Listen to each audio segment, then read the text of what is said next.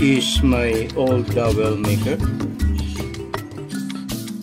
This is the in and out.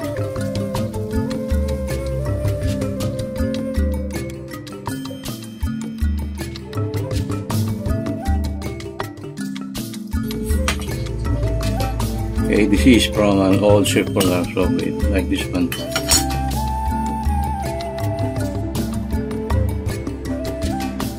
We're going to make dowels, but we need to sharpen it.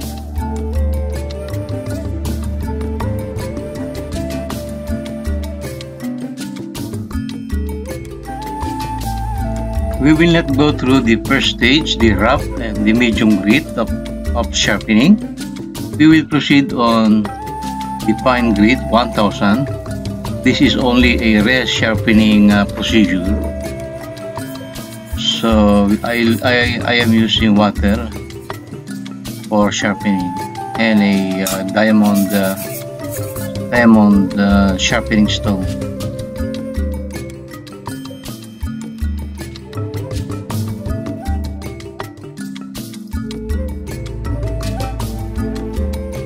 So there's a little bit of bar. If the bar develop, meaning you're going to proceed to the finishing stage.